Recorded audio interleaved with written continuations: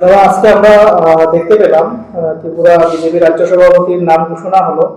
অনেক জল্পনা কল্পনার পর কি বলবেন উত্তর জেলার সভাপতি হিসেবে? আমি প্রথমত নমস্কার। আমি আমাদের ভারতীয় জনতা পার্টির প্রদেশের নবনিযুক্ত সভাপতি শ্রদ্ধেয় অভিষেক দেব রায় মহাশয়কে আন্তরিক অভিনন্দন এবং শুভেচ্ছা জানাচ্ছি। অ্যাকচুয়ালি আমাদের ভারতীয় জনতা পার্টির সাংগঠনিক প্রক্রিয়া ইতিমধ্যে আপনারা অবগত আছেন। বুথ স্তর থেকে মণ্ডল স্তর এবং জেলা স্তরে সম্পূর্ণ হয়েছে।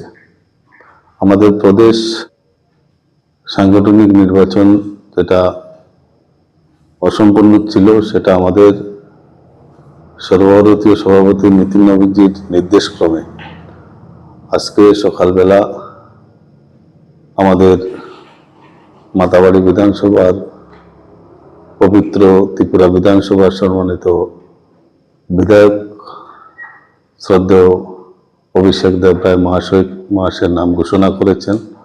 আমরা অত্যন্ত আনন্দিত এবং গর্ববোধ করছি যে একটা যুবা নেতৃত্বকে আমাদের সামনে সর্বভারতীয় সভাপতি এবং ভারতীয় জনতা পার্টির নেতৃত্ব, আমাদের রাজ্যের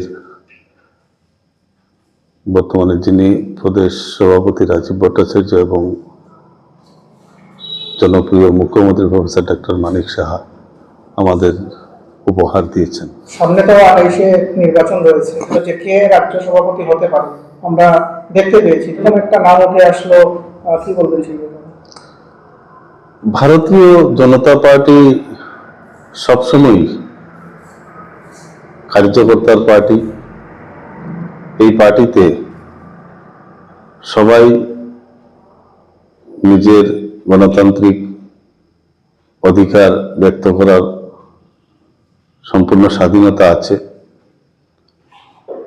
সবাই আশা ব্যক্ত করতে পারে, কিন্তু সাংগঠনিক রীতিনীতি মেনে আমাদের ঊর্ধ্বতন নেতৃত্ব এবং দল যাকে মনোনীত করবে, একদম পৃষ্ঠা প্রমুখ থেকে ভারতীয় জনতা পার্টির সকল স্তরের দেবতুল্য কার্যকর্তা সেই নির্দেশকে মাথা পেতে নেবে এবং ওনার নেতৃত্বে আগামী দিন কাজ করবে। সেখানে কোনো কার্পণ্যতার কোনো জায়গা আমরা কোনো সময় দেখতে পাইনি। কারণ আপনারা ইতিমধ্যে দেখেছেন, সর্বভারতীয় সভাপতি যখন নির্বাচন হয়েছে, দুরন্ত ভারতবর্ষের কোনো বিরোধী রাজনৈতিক দল বা দলীয় নেতৃত্ব কার্যকর্তা কল্পনা করতে পারেনি যে একজন নবীন সর্বভারতীয় সভাপতি ভারতীয় জনতা পার্টির সামনে চলে আসবে। তদ্রূপভাবে আমাদের ত্রিপুরা রাজ্যেও আমাদের যুব সমাজের অনুপ্রেরণা যাকে বলা যায়, আপনারা ইতিমধ্যে জেনেছেন বিভিন্ন সংবাদ মাধ্যমের মাধ্যমে,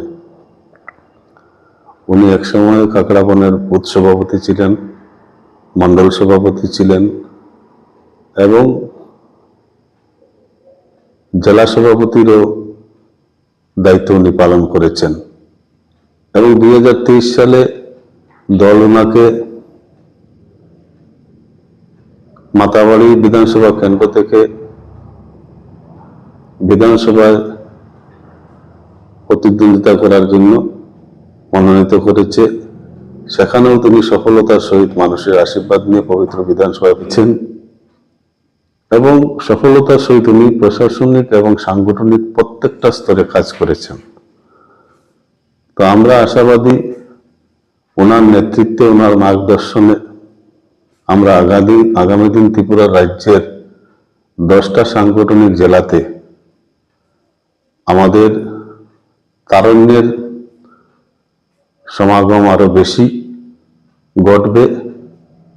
যুব সম্প্রদায় আজকে যেভাবে ভারতীয় জনতা পার্টির পাশে আছে, আগামী দিন সেই সংখ্যাটা আরো দুর্বার গতিতে এগিয়ে যাবে এবং বয়োজ্যেষ্ঠ গুরুজনদের আশীর্বাদ, মাতৃশক্তির আশীর্বাদ নিয়ে আমাদের প্রদেশ সভাপতি নবনিযুক্ত